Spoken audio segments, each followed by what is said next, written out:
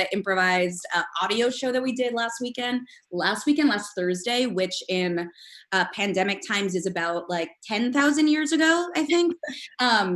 And my mom lives in Brooklyn, New York, and my mom watched it, and it was like so sweet because it's usually moms and everyone who's in a different location can't attend. So that's awesome. Thank you, Robin. This is my pandemic haircut. My partner cut my hair today. Fortunately, she knows how to do it and did a pretty good job because it was getting a little out of control. Welcome, folks, rolling in for tonight's totally improvised murder mystery. It will start at 8 o'clock. I'm just welcoming you as you come on in.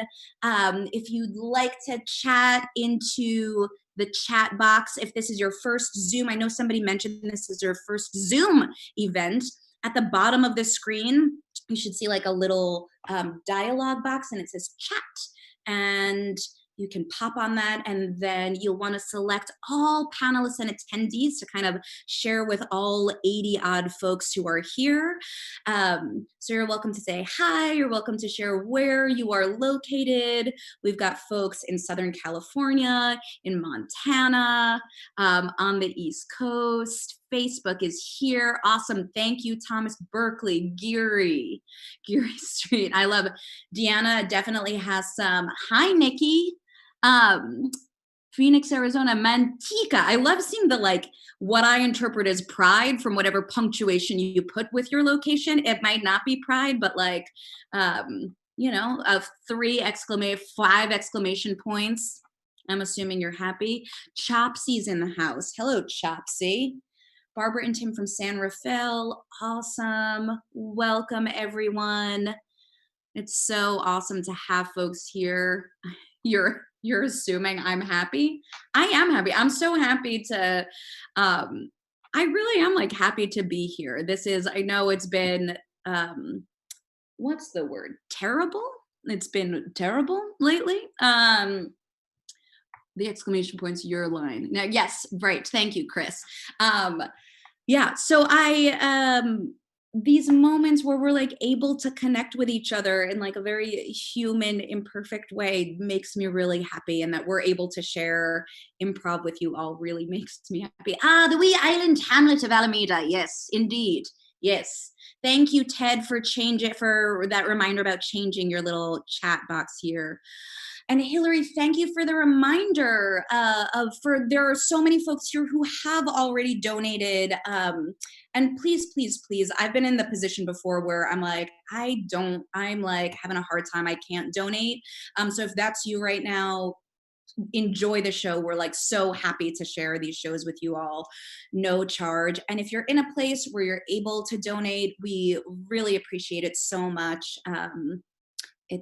That's so awesome. And you might have heard this, or a reminder, Tom Coates, longtime BATS community member and student, is giving a matching donation of 10 grand, incredible, for every dollar that's raised this weekend and next weekend. So as they say, your dollar will go a little bit farther if you make a donation. How do you donate, Chopsy? I love that that's what your name is here. There's a link. I will put it into chat, or Hillary will put it into chat. We'll keep periodically putting it in.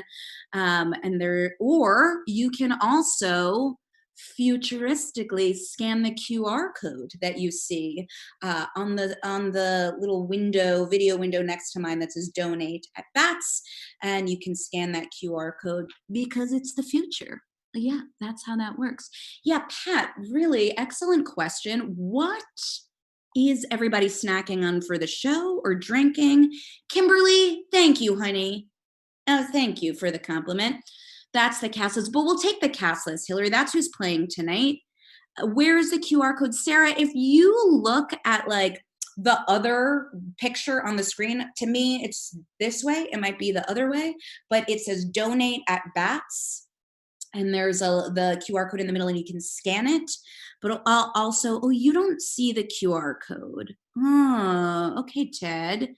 Thanks for letting me know. I will just send this to you. We only see your face. Oh, well, I don't mind that. Thank you. I'll send you all the tiny bubbles. Single serving bubbly bottles? Amazing. Ethan, I don't know what you're laughing at. Is it the tiny bubbles? Because that just sounds wonderful. Tortilla chips and red wine. Classic, Sarah. Classic combo. Thank you, Mallory, for the compliment about my wall color. Cannot take credit for it, but I enjoy it. Popcorn and orange juice. Oh, thank you. You put the link for donations in the Q&A box. I'm going to also put it in chat right here. Costco chicken. I didn't know that was like a specific category. Like that seems kind of broad. Like there are a lot of kinds of Costco chicken. Tiny bubbles. But I hope it's delicious. I hope that Costco treated you well whenever you were over there. It seems like maybe a very daunting place to visit now, but Sassy Walkin', amazing. Great. Oh, I see. Got it. I'm learning what Thomas is doing here. He's like copying comments from elsewhere, I think. Pork ribs, great. What else are folks eating? Popcorn and oranges, saw that. What's up? Yeah, really? Ashley, is that true? Yeah, but you know what? That sounds believable. Yeah, totally believable. Yeah. I'm also wearing stilettos. Thank you. Thank you. Hosting live shows virtually is I'll put it onto my special skills. I'm doing it right after. Now I'm totally losing my skills. I'm like, I'll do it. I don't know. A donation picture with QR code. That's for Hillary. Hillary should be able to send that to you. Mallory, that sounds a little chilly, but I don't remember where you said you're located. So maybe you're not. Maybe you're just totally fine. Thank you, Tom, for sharing that link. Happy birthday. Yeah, exactly. Wearing your birthday suit. Amazing. We now have 110 attendees here in this Zoom room. And that obviously doesn't include folks who are watching via Facebook Live, on YouTube. So there, and I like to remember that usually those there are often at least two people watching from each person that's here. So I kind of double it, but maybe that's not accurate. So folks who are rolling in, 20 online, thank you, Thomas. Folks who are rolling in, so you know what's happening. The improvised murder mystery is starting at 8 o'clock. My name's Rebecca. I'm welcoming you here into the Zoom theater space / my home office. And just in this holding space until the show begins.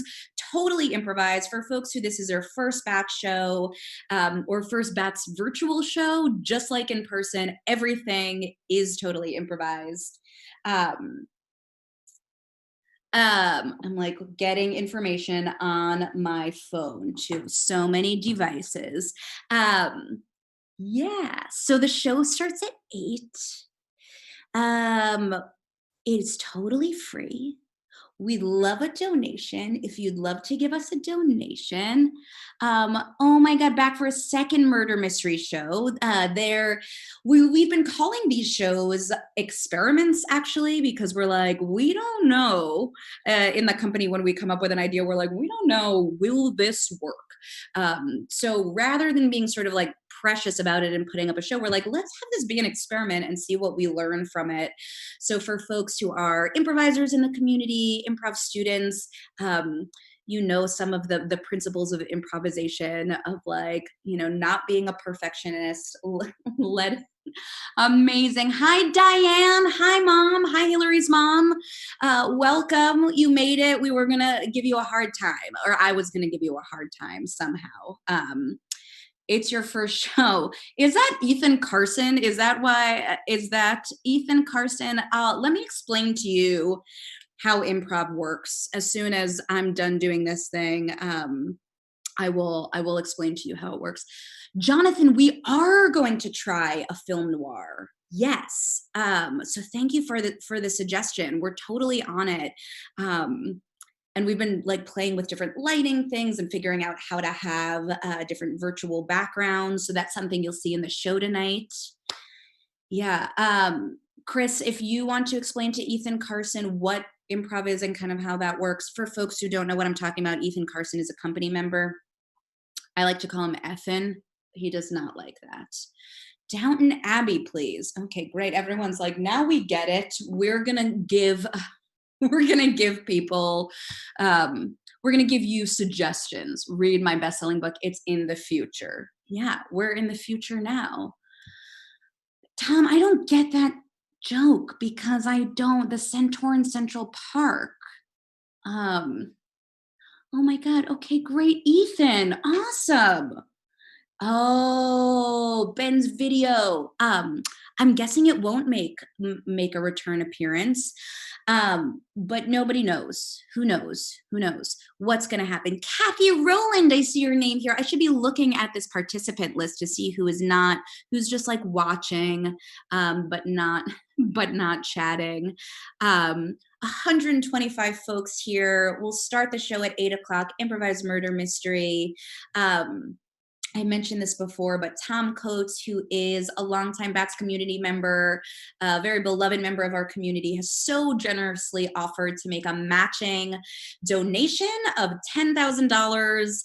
What for every donation that's made for shows this week and next week. So if you are in a place where you can afford to donate something, that's so awesome. Tom, thank you for sharing that link. Yeah, it's really amazing. Charmin, hello. I see you're here. I'm just going to take a look at who's in this list on the side as folks keep rolling in, and feel free. Hi, Diane. Yay. I hope that it's not too late. I might, if I were on the East Coast, it might be too late for me. So I really admire folks who are able to stay up this late. If you want to, you can go ahead and type into chat where you are. Yes, Steve and Laurel in Seattle, Washington. Amazing. This is something that does bring me so much joy that folks are able to join from all over the world, the state, the country, everywhere. So even though it's like rough moment for the world, Boston, awesome. This is like a cool byproduct that folks who ordinarily wouldn't be able to come join a show, like Diane from the East Coast. Thank you, Lisa, for donating from Walnut Creek, from Oakland. Hi, Mike. Aw, great to see you. I'm just going to keep saying see you. Alva, I see your name popped up there. You don't have to say anything. I just love that you're here. All of these folks, it's so delightful. Santa Cruz County. Thank you, Karen, who donated already. And I know some folks already donated, and thank you. I feel like you're FaceTiming each of us individually. It is a strange thing. I've been on like tons of Zoom calls, like so many of us, but I've never been on a Zoom call where I don't see anybody else. So it's just like strange to see myself talking to myself. And then I'm like, no, there are humans here. They're just names and in a chat box. Atea, yay. Thank you so much.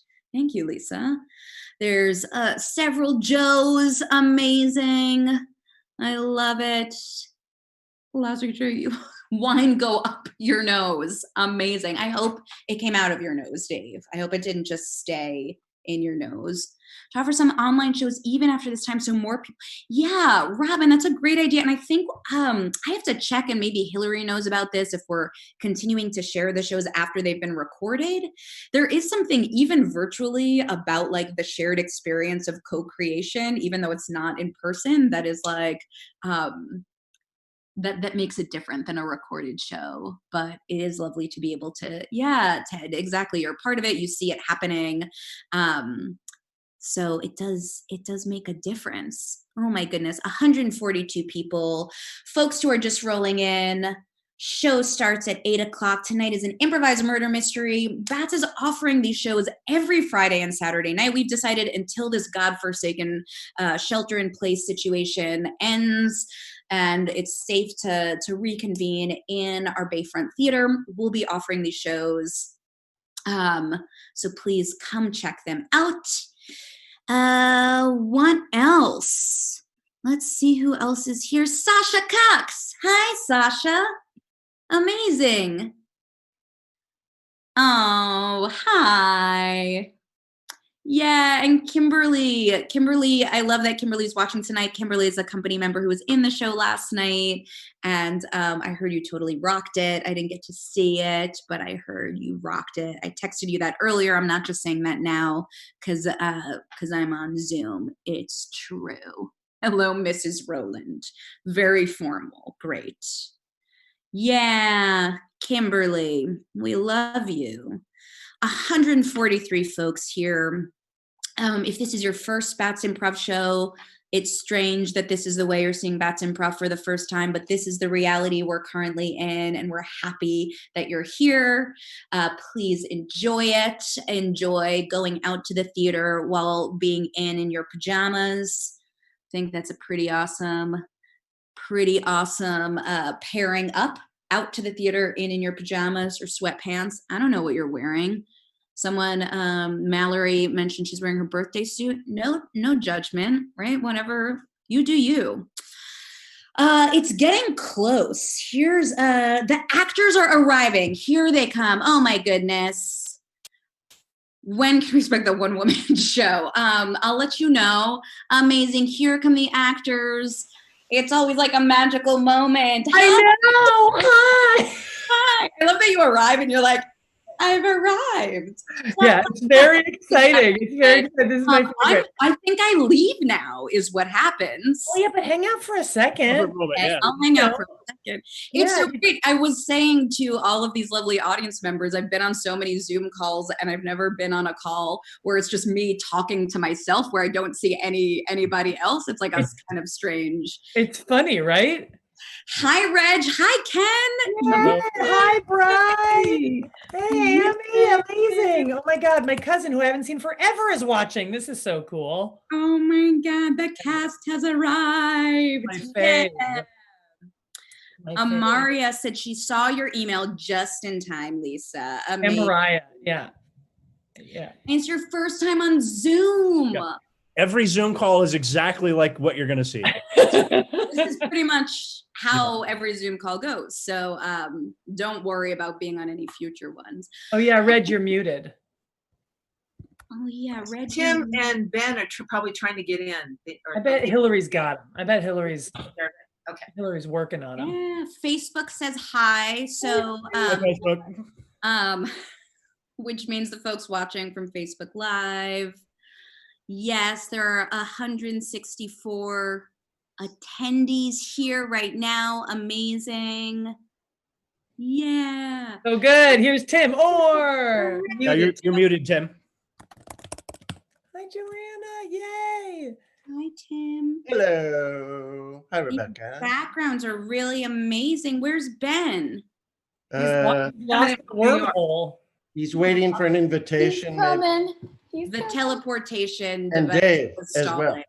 Hmm? Hi, Ben. Live oh my God. New York. I am way underdressed for this situation. Okay, I leave it to you all. Have a great show. I can't wait to be an audience member. Ben, you're up past my bedtime, like East Coast time. I love that you're here. It's great to see you. I'm gonna disappear. We're waiting for Dave. Okay, bye, Rebecca. Thank you. Bye. We need Dave. We need Dave. Rebecca, your friend from Peru. My God. Also, shout out to Idaho. Thanks for joining us. Everybody. Idaho. Yeah, that's so cool. That's so cool. Oh my God, do we have Dave? All right. There's Dave. That's it. We're complete, right? Yeah. You too, Lisa. It's awesome to see you. What time is it now? It's 8 o'clock. We're hoping the show will be done no later than midnight, right, everybody? 4 hours, brisk 4 hours. All right, that was a joke. We're only going to do an hour. Hi, everybody. Hello. Do you know us? My name's Tim. I'm sorry. I'm Dave. I'm Ken. I'm Lisa. That's Hi, Ben. hello. That's Ben Johnson. Ken. Do you see me? Maybe this has been explained, but Ben Johnson is joining us from New York. Did we talked about this? He's like a company, yes, from his front yard. Yeah. He is a company alumni and was a part of the company until, when did you move? Years, 3 years ago. 3 or 4 years ago. 3 or 4 years ago. And so this one gift of this situation is that he doesn't have to be in San Francisco to play with us. So that's totally awesome. Oh my gosh. And heads up, Regina, for healthcare workers. you should introduce yourself. I did. You did? Yes, I sure did. Oh, I missed it. Yeah, Awesome. although I think we kicked Ben out of the company shortly before he left, right? Yeah. Yeah. It was a race. It was a race. That's right. It was a race to see. So we're really happy to have Ben here. That was also a joke. I should explain that for people. I don't think it's necessary. Tonight, we're going to be we're going to present a fully improvised murder mystery. How many of you saw last week's? Raise your hand. Yay. Okay, last Friday. Yeah. It will be so technically seamless that you will undoubtedly not even believe we're not together in the same room. We can guarantee that, first of all. But it is fully improvised. We don't know anything about who's going to play what or anything like that. All right. Now, to get started, is there anything else? Oh, after the show, we're going to do a Q&A and hang out with everyone in the audience if you would like to stay for a little while, 15, 20 minutes. So come join us afterwards and we'll have a hangout. Anything else, Lisa, in terms of anything you want to say about upcoming shows or anything like that? Oh, well, I'll mention this afterwards, but in case you got to go before this, we're going to have shows every Friday and Saturday, at least this month. I mean, through the lockdown, but we don't know how long that's going to be yet. But certainly through April, we're working on the schedule now. So you can count on being here 8 p.m. every Friday and Saturday. We're trying all sorts of different stuff. So you're not likely to see a lot of repeats. Next week, Tim is directing an improvised noir on Friday, and then we're going to do an improvised storytelling show on Saturday. So that's totally cool. Yeah. Somebody needs to let Rebecca Paretsky, her mic is still on. We'll let her know. Oh, okay. Is she talking to someone in her house? Yeah. So that's the deal. It's exciting. You can hang out with us. And just another shout out to Tom Coates, who is matching the first $2,500 raised for these shows. They're sort of an occasion to help buffer bats against this this rough sea, this rough patch in this time. So yeah, that's all I'll say about that. Okay, so now we want your help to get us started. If you would please, in chat, type in some recommendations for locations in or inside or outside a manor that you would find, a room, little place, and we'll pick one. Who would raise your hand, cast member, if you would like to pick the place? Oh my God, there's really great suggestions. Stable, wine cellar. Who's doing it? Anybody? Oh, I'll get I'll get the suggestion. Gazebo. Gazebo? The gazebo. Who did that? Who said that? Wait, Stephanie Allen. Stephanie Allen, one of the original Stanford improvisers, suggested gazebo. I say we take it. So our murder will take place in the gazebo. We know that. And we need something that's a household object of some kind of object that you would find in a manor somewhere. Fire poker, paperweight, candelabra, a potato masher, a shrimp fork. Oh, a shoehorn. That's funny. Last week we had shoe. Good shoe. Heads up, y'all. I just want to make a technical note, which is that a lot of these chats are to panelists only, which means that the rest of the audience can't see it. So if you want everybody to see it, but we're getting a lot of suggestions. Some are funny because they're very modern. We won't take the super modern ones because our murder mystery is going to take place sometime in the 30s, 40s. Oh, right. Something like that. Did you get one, Reg? A rake? A rake. A rake. Yeah. A rake. A rake. So A vibrator. I joint. think then what we have is gazebo and rake. All right. We'll take one more thing. What's an old, well, not even old. What's a English sounding last name? Oh my God, so many. Who's going to take this one? I heard Weatherford. Weatherford. Weatherford. There are many, many good suggestions. I'm going to take Weatherford is the family name. We now present the fully improvised murder mystery, Murder on Weatherford Estate.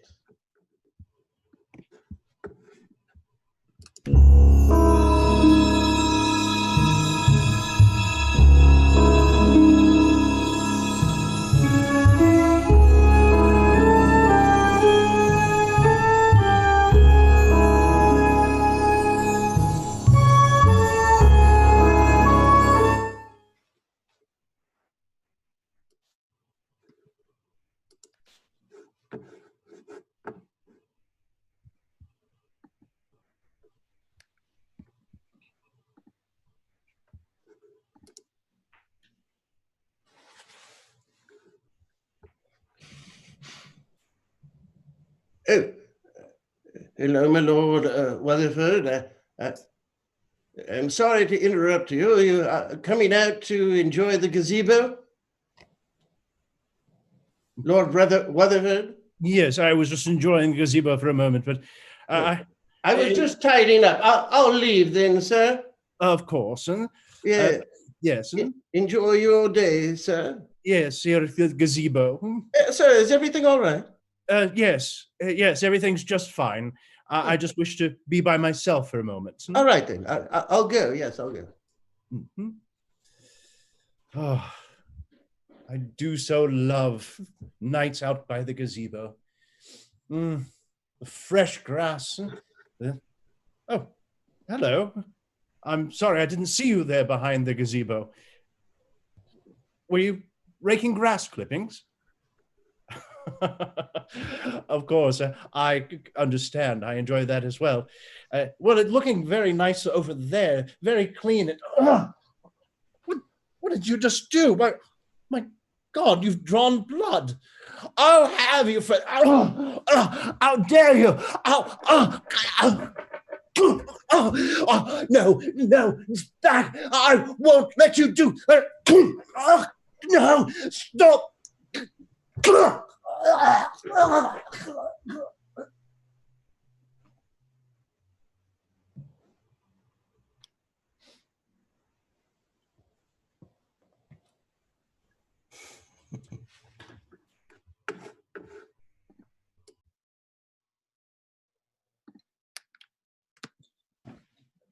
Yes, Detective. This is exactly where we found Lord Weatherford. Here upon the ground. Scratched terribly. Thank you. And you are? My name is Collins. I'm the head butler, sir. This is my niece. She's also my assistant. Pleasure to meet you. Thank you. I have a name. Of course you do, dear. Go on, what? Your name is Constance. Constance. I was named after my aunt. Is this the first time that the two of you have worked together? No. We've actually worked quite a lot together. Yes, well, as I was saying, the Lord of the Manor was found here early this morning, and I was called for straight away, and so here I am. I'm going to the party. Yes, well, Constance is she's a brilliant girl. She seems it. Anyway, his lordship was discovered here, and you discovered him here?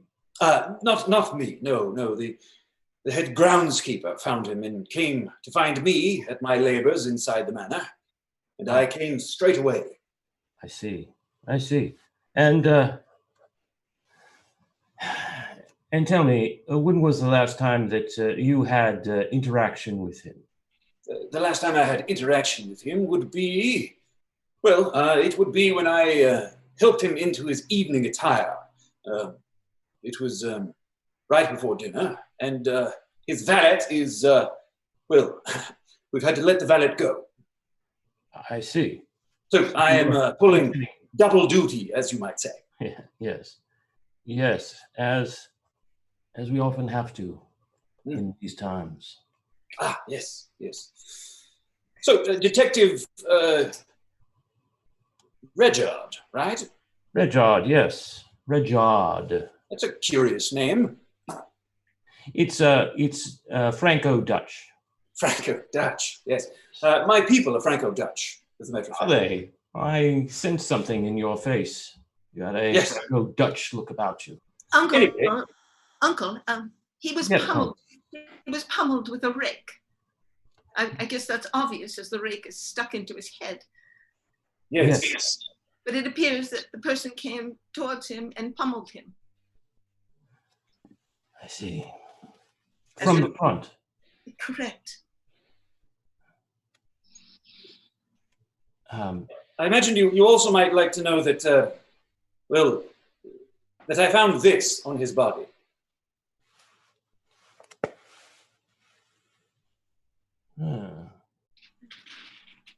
It's a locket. Yes. Can I see that, Uncle? Yes, here you are, Constance. If you open the locket, you'll see that it has a tiny inscription inside of it where the photo would be. Yes. How sweet. Fly, fly. Spread your wings. Fly, fly, spread your wings. Fly, fly, spread your wings, yes. Was Lord Weatherford an aviator? He was, yes. Amateur, but he did fly during the war. Tell me, in your last experience with him. Yes. When you were dressing him.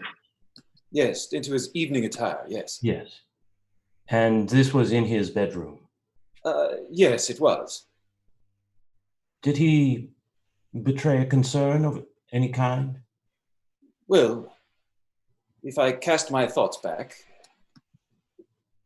we were there standing in his bedroom. It was ornately appointed, as a man of his stature would demand. Hold my sleeve, just to help me on with the rest of the jacket. Yes, Lord Weatherford. There you are. Oh, it's getting more and more difficult to get dressed by oneself these days. Yes, I imagine so. Oh. Well, you look tip-top, ship-shape, ready for dinner. I was afraid my face expressed the concerns that are within my heart. The concerns in your heart, sir? May I confide in you? Come closer. Yes. I'm afraid the estate's finances are not in as good a shape as one would wish. Don't tell anyone that. I'm hoping to fix it very, very soon. But we might be in desperate straits unless a last gambit I have works. But I'm sure it will work. My gambits always do. He spoke that way, Detective, when he was nervous. I had been in his service for quite some time. His eye would twitch and a vein would come to his forehead. Had he experienced economic problems through much of his life? Well, I suppose so. He was a man of the markets. He followed the ups and the downs. Yes, and it's been a down market for quite a while, but for an enterprising man, a down market can be more profitable than an up market. Then proceeded to share a long monologue about the markets and their eccentricities. Oh, you see, the markets actually have a personality. They're actually like my great aunt Hilda. And he actually went on that way for quite some time, until I reminded him that it was time for dinner and that we had an illustrious table full of guests down below. Sir, I'm sorry to interrupt, but the guests are at table and are waiting for you. Ah, well then perhaps we should go down. And again, no word of this to anyone. No, sir. My lips are sealed. I knew I could trust you. I just had one final question for you. Yes. How secure is your job? How secure is my job? Yes. Well, I'd like to think that I'm the top of the food chain here at the manor. If there's to be letting go, I imagine it would go through the ranks before it came to me. Good. I'm yeah. sorry, excuse me, but I didn't catch your name. Collins. Collins, thank you. Thank you, Collins. Could you tell me, where would I find the groundskeeper? Oh, the groundskeeper. Well, his passion are the hedges. I don't know if you've noticed the hedge maze on your way in. Ah, yes, it's lovely. Yes, at any time of the day when I'm looking for him and I can't find him, well, I start there first.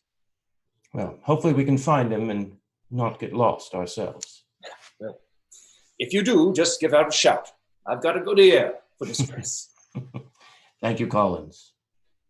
Uncle, Yes. shall I go into the house and maybe look around there while you go to the hedge maze? Yes, why don't you poke around inside, Constance? All right, I'll see what I can do. All right. Bye. Be careful now. Goodbye. Bye. Hello, detective. Yeah, it's a tragedy what's happened.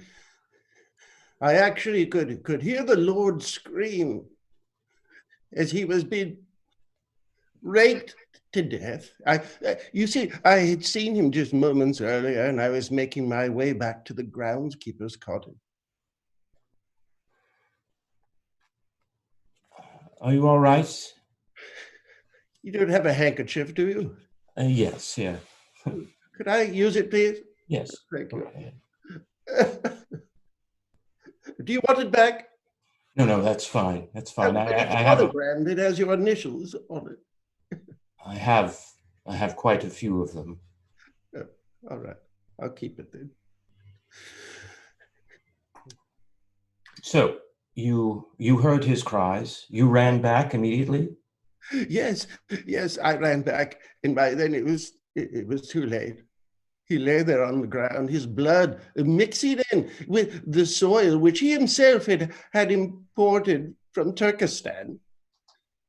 Imported from Turkestan? Oh yes, Turkestani soil is always the best. Oh, I didn't know that. Why would you? Well, I pride myself on knowing a great many things. Well, you didn't know this, did you? No, but now I do. What makes it such wonderful soil? Oh, it's the niacin and the calcium mixed with the nitrogen and the abundance of volcanic ash with it. Oh, he loved it so. He loved volcanoes. I see. Could you remind me of your name? Oh, I don't believe you asked this of me, Detective. My name is Grumbly. Grumbly. Yes. Joseph Grumbly II. Sir. Do you prefer Joseph or Grumbly? Grumbly, sir. Grumbly. What was your name again, sir? It's Regard. Regard? Regard. Regard. Can be Regard. pronounced either way? It can be. All right. Depending on whether I'm feeling more French or more Dutch. Oh, you're Franco-Dutch. Yes, I am. I should have known. You have a Franco-Dutch face. Oh, thank you. Grumby, Yes. before, you said that you saw him directly before this, right? Yes, directly, yes. And Was there a time before that? A time, well, perhaps the day before you might have seen him? Oh, of course. I saw him every day, sir. We were great friends. Yes. Oh, you were great friends. Oh, yes, yes. I've been working here very long. How old do you think I am, Detective? Well, if I were to guess, I would say that you're probably a man of 43, 44. Oh, well, you've hit it on the nail. I'm 43 and a half. Ah, there we are. I became the head's groundskeeper here when I was only 13. Yes, so it's been 30 years. The previous groundskeeper died of an embolism one afternoon, and I took over. So we've known each other for a long time. Yes, I saw him yesterday, sir. Yes, and did you know of his financial difficulties? Excuse me? Well, you were friends of him, and he might have confided in you that there was a substantial amount of problems financially that he was going through. Detective, has someone here on the grounds told you that we have financial difficulties here on the estate? Because if they did, I assure you they were lying. Well, I actually heard it from no less of a source than Collins. Yeah, Butler. well, him. You can't trust a word he says. Anyway, do you want to hear about my interaction? Yes, please. Yes. Well, we were playing chess, as we often do. Mm. Did? Yes, we were playing chess, and the Lord was good enough to let me have a glass of brandy while we were playing. So I had just poured myself a brandy, and there we were sitting across from each other. Mm-hmm. He was deep, deep in thought. Queen's knight to king's pawn 5, I believe. What do you think of that, Grumbly? Oh, goodness me, sir. A bold move. I must say, you've been studying up on your Russian masters. Yes, that is, of course, the Ruthgar stratagem. Yeah, let's see. Perhaps I better have a drink. Take all the time you need, Grumbly. No, Grumbly, I was thinking of importing much more of that Turkish soil for the southeast lawn, maybe doing an extra hedge maze or even a rose maze. Oh, yes, sir. Excellent idea. I'll talk to the man in town and see if we can get some. Spare no expense. Turkish soil is the best. Knight to Queen's Rook 6. Ah, Grumbly, we've been playing for so many years, and yet you still fall right into my traps. That's what he said, sir. He said I fell into his trap. And then he said something rather biting afterwards, sir. It shocked me. You're such a moron. But I love you. Yes, sir. Knight's bishop takes queen. Check. And, well, the truth is, sir, when he drank, he could be mean. He proceeded to call me some other names. Like what? You are a great grass-smelling buffoon, aren't you, Grumbly? A wonderful, wandering stack of feces. A great pile of useless turds heaped into skin and thrown out onto a lawn. How I adore you. Too much, I can tell you. Great stack of useless turds thrown out into a log. Doesn't even make sense if you think about it. Well, sir, if that's the way you feel, perhaps I'll retire for the night. I'm not even going to finish the game. I will mate you in 2 moves. Well, if you're going to mate me, sir, in 2 moves, then perhaps you should do it yourself and be done with it. Excellent.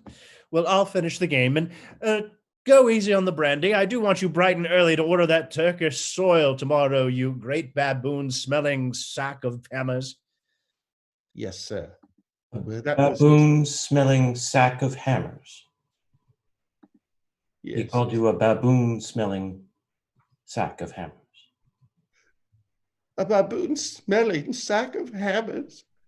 How much must one hate someone to use those kind of words? I imagine quite a lot.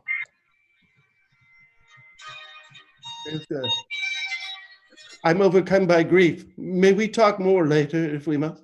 Absolutely, absolutely. Goodbye. Goodbye, Grumbly. Oh, do you want to know who you should speak with now? If you have an idea of someone, I would appreciate it. Yes. There's someone who hasn't been staying here long. She's Italian. Italian?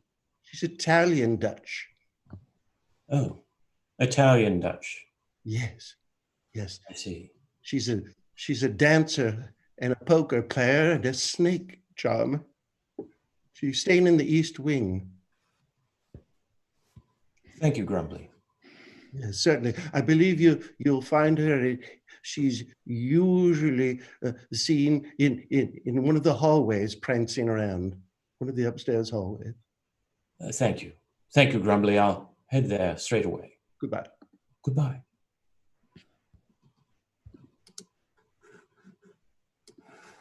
No. Excuse me. No. Yes. I was looking for someone to speak with about the Oh, look at you. Oh, yes. I was simply preparing dinner. You see, here we are, just preparing dinner. Haven't gotten very far at it yet, of course. But it's only morning, so I don't suppose that's a problem yet. You've heard about the matter, right? Oh, I did. Isn't it awful? Well, you might want to stop preparing food right now. Well, don't people have to eat? Oh, you're absolutely right. Yes. My mother always used to say, nothing like grief to give you the appetite of an elephant. I love your mother. I love her. Oh, me too. So don't I? And you're the head cook? I am. Or the undercook? What? No, head cook. Head cook I am. And your name? My name is Annabelle Marie Miswiggle. Annabelle Marie Miswiggle. What a beautiful name. I'm Constance Bentley. Isn't that nice then? That's lovely, isn't it? It's a terrible thing about the murder. Let me just explain who I am. My uncle is the detective, and I spend time with him, and now I'm just helping him with the case. Oh, I see. Wow. I've never met a lady detective before. Yes. Well, someday maybe. Well, may I ask you? Can I ask you? Yes, you ask me first. Have you ever solved a murder before? Well, yes, I have. Yes, I have. Oh, well, then we're in good hands, aren't we? I was 5. There was a dog that was run over, and I found out that it was Mr. Chumpston No. down the road who'd run over the dog and didn't leave a note. So solved one. Anyway, let's get to this one. How close were you with the Lord of the Manor? Well, what exactly do you mean? I suppose I've known him for an awful long time. I've worked here for nigh on 18 years, haven't I? But he's not one to act so very close, like friendly-like with the staff and whatnot. So I wouldn't say that he confides in me his deepest, darkest secrets, but I have seen him every day for the last 18 years. So what about the last time that you've seen him? Could you tell me about that? Oh, yeah. Well, it's funny you mentioned, because it was rather strange the last time I saw him. Then tell let's me. see. He died this morning. Is that right? Oh, probably, yes. That's what we determined. I think that's true. Well, then the last time I saw him was actually in the middle of the night. Last night, I was here in the kitchen, of course. It's where you're likely to find me 9 times out of 10. And I was getting things ready because we were having pumpkin lumpets this morning, which always takes preparation in the middle of the night. And there I was, late. And he walked in. I was here all alone. And in he walked. Into the kitchen? Into the kitchen right here, this very place. What did he say? Oh. I thought I smelled pumpkin lumpkins being made. Yes. Oh, sir, pumpkin lumpets. That's right, we're having them for breakfast, your favourite. Yeah. I don't suppose you'd mind pouring me a cup of tea, would you? No, not at all, of course. You just sit right there. Master Waterford, I'm surprised to see you here. You rarely come down to the kitchen. Now, we would have brought it up. And it had a bit of a bad dream, I'm afraid. Oh, I'm terribly sorry. What happened? You know, I've been known to interpret dreams from time to time. Oh, really? This particular dream started when I was out rowing a boat on the channel, a very small boat. Here's my cup. Just go ahead and pour there. Oh, right, of course. Here you are. And as I was rowing, a storm came up, but it wasn't a normal storm. Well, there was a flock of geese that flew overhead. And as I looked towards the shore on the great cliffs of Dover, there was a herd of antelope just not moving, staring out. Now, And Detective, I have to say, I was surprised at all of the detail he was giving me. Given is that we weren't friends, I'm unfriendly like with a lot of people, but he was pouring details out to me that I didn't really ask for all of that, did I? I'm curious to hear how you interpreted the dream, because that would be whether he was angered by it, or he was in love with it, or he agreed with it, or he felt nothing from it, or he was tickled by it, or it itched his nose. Well, let me tell you. and that's when I woke up. Well, Master, here are some of the things that I heard in that retelling. Cliffs, of course, are a symbol of virility. Antelope are rare, but they're a symbol of some sort of a gastrointestinal issue, so be careful, of course. Let's see, the geese flying overhead, well, that's a time of ancestry revisiting you, so you might be visited by ghosts sometime soon. Be careful. And then as you went on, you mentioned a pot of gold. That, of course, is a symbol for money. And a skeleton dancing towards you in a flower-covered hat, and that's a symbol of. Oh, I Yes, don't go know how to on. say it, Mister. You can't stop there. You have me intrigued, please. I must know. Well, I don't want to upset you, my lord. And the dream has already upset me enough. It represents an early death. Well, now I can't believe that I said that, Detective, after all, now that he's died. I didn't know. I can't believe you said that either. What was his reaction right when you said that? What did his face look like? He sort of looked up to the sky and took a big sigh, as though he was relieved of some sort. Oh, I thought it was awful strange. I thought he'd be very upset, but he wasn't. He just smiled peacefully for a while, and then he said, Well, it was probably just a dream. Certainly it was just a dream, sir. Certainly it weren't real. Well, you've helped me tremendously. Unless there's something else you want to tell me. I think I'll retire back to my room and look forward to the pumpkin lumpkies tomorrow morning. Aye, my lord. The doe's rising right nicely. Yes, good night. And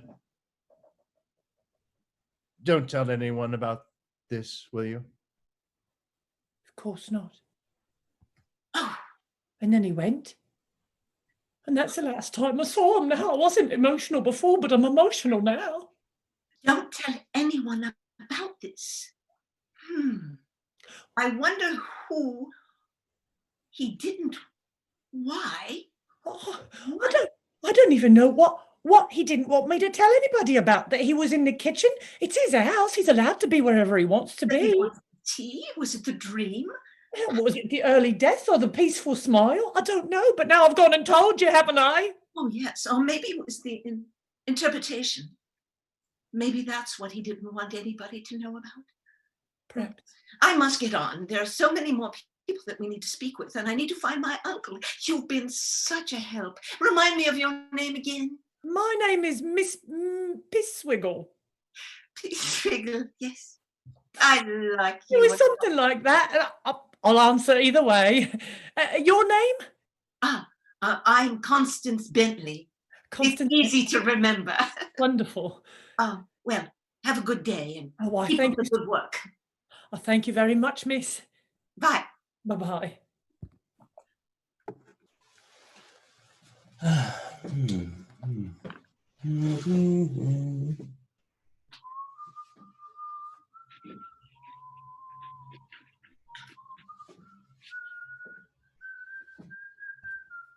Hello.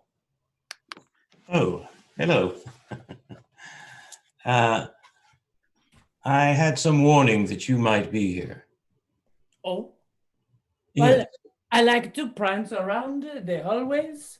This one I liked because of all of the statues and lamps and places to sit. Well, don't let me interrupt you. I merely wanted to ask you a few questions. Oh, It's all right. well, that does sound like an interruption. Well, you can dance as you answer. No, you go ahead. What would you like to know? How long had you known the late lordship? No, we met maybe the summer before last. Did you meet him here? No, abroad. Oh, abroad, yes. See, And where was that? it was in Geneva. Switzerland. See, what was this little smirk on your little detective English face? Well, technically, I'm not English. I'm Franco Dutch. I am Franco-Italian. So I've heard. What I was don't the think there's smirk any on your reason why little- we can't keep it cordial. No, I don't see why not. But you seem to laugh disrespectfully when I said I met him in Geneva the year before last. Geneva. Switzerland. Yes. I'm familiar with geography. Well, do you have questions or would you like me to continue dancing? What was your relation? Francesca, it's me, Luigi. I have just arrived at the mansion. Oh, Luigi! I'm Luigi, coming. I'm coming. come upstairs, Luigi! Oh, I can't wait to kiss you. I cannot wait to kiss you, Luigi. Luigi is here. He is my lover. Look. Francesca, look at Oh, Luigi, I have missed you so much. Oh, hey, oh, goodness, how was your travel, Luigi? My travel was crazy. The train, Sacramento, pasta, Creo, no, Mozia, Nantes. Una casterno, petingula. Oh, Luigi. Look at you. I'm going to put my hands on your face. Oh, right on your face. Oh, I love the feel of your hand. What a face you have. Tell me. Luigi, this is detective. He is Franco Dutch. Detective, well, what has happened? Has someone stolen a piece of fruit or something? Much worse than Lord that. Waterford is dead.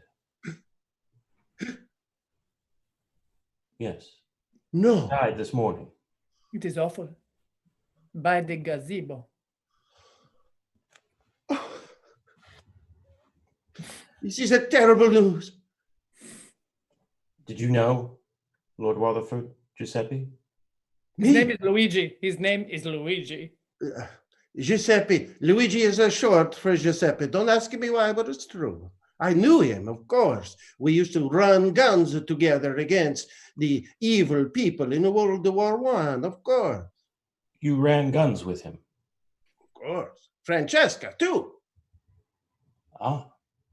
I thought that you met him last year. Oh, yes. Well, I did not know for whom I was running guns all those years ago. Oh, she did not know. She was doing it for me because we love each other so much. I work with Luigi and I do what he tells me. And I do not ask questions. And then it was only last year, the year before, that we met in Geneva. And we became friends. And so I have come to visit Luigi. Thankfully, has come to join me. Francesca, Oui, si. did you have a romantic relationship with Lord Waterford? Yes. I knew about it, detective. He's not a problem with us. Oh, he was not upset. I can tell by the dilation of your pupils that you are pregnant.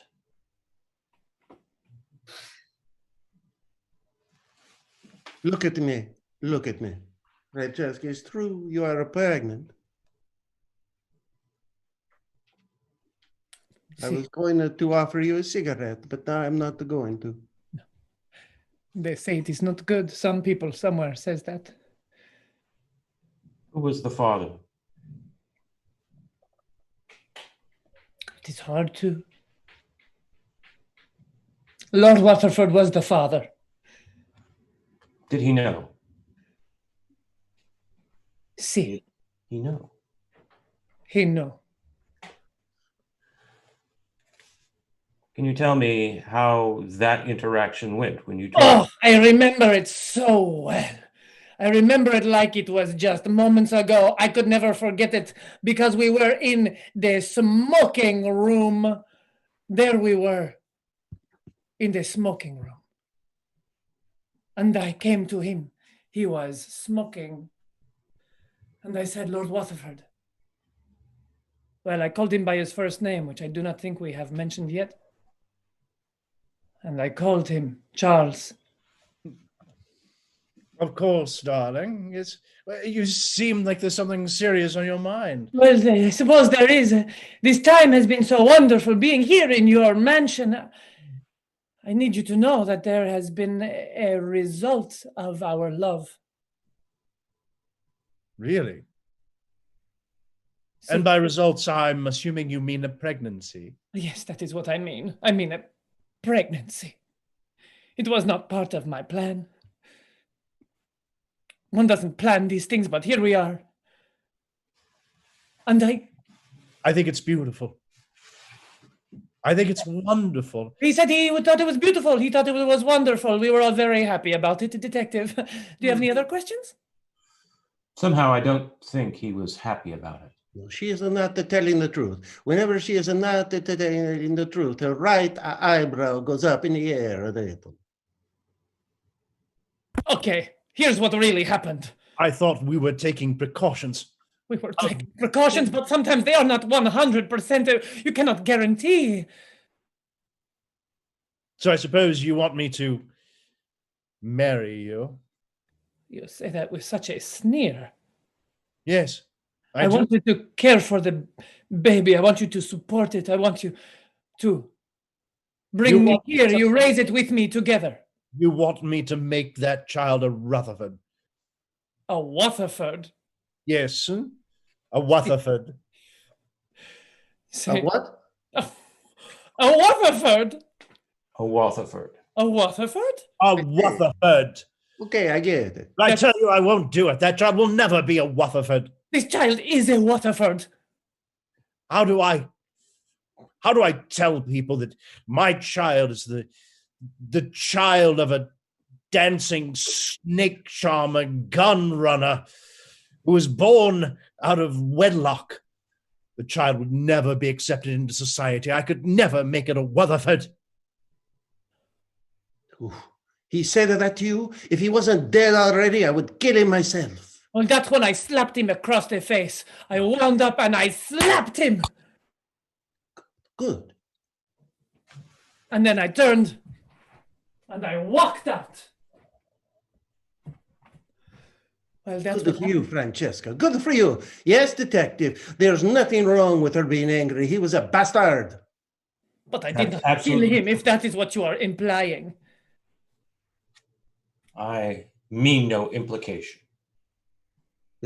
I will leave you too. I must unpack my bags. Luigi, I will meet you in the bedroom. I must dance in this hallway a little bit more.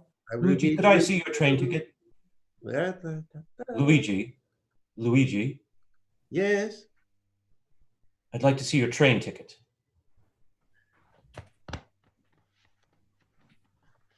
Let's see.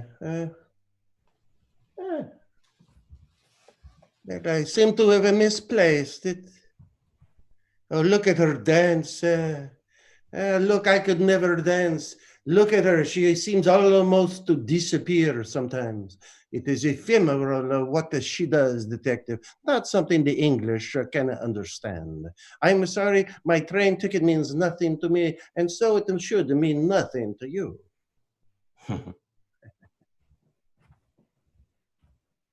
Well, I must unpack, detective. It is so nice. What is your name again? I am bad with names. Detective Regard. Regard. Or Regard. Franco-Dutch, am I right? That is correct. I will join my sweetheart now. Goodbye. Goodbye.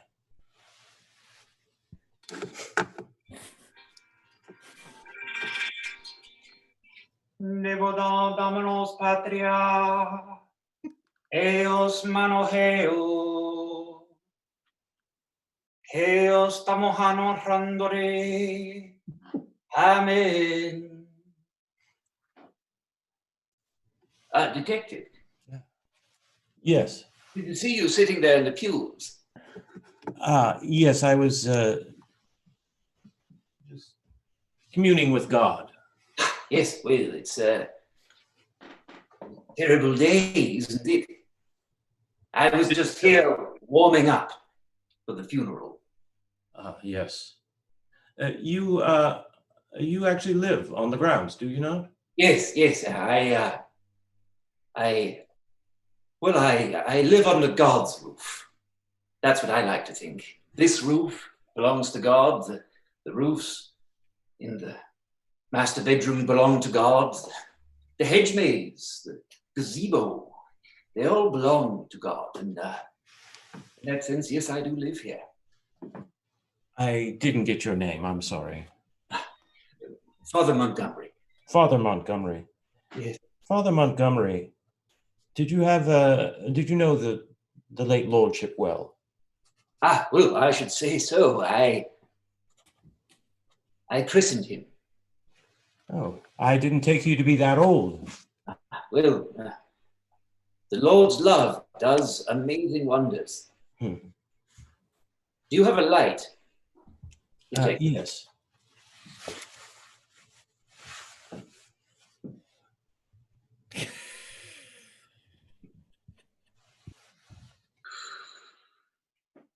It's terrible business, this murder. I imagine that you've experienced a lot of life and death in your life. Yes. Well, I have, although I can't say that I've ever seen a murder. You can't. Well, I could. I'd be lying, wouldn't I? You appear to have a great deal of, you have rough hands. I wouldn't expect that a man of the cloth, such as you, would have such rough hands. Well, you have a very close eye, detective. I suppose that's why you are a detective. Yes, I do have rough hands, as you might say. These hands have not always been a priest's hands. What were they before they were a priest's hands? Well, a great many things. You see, in this life, I've walked in many shoes. Only now do I wear these comfortable priest's shoes. A longshoreman. And? A farmer. A taxidermist. A taxidermist. I could go on and on.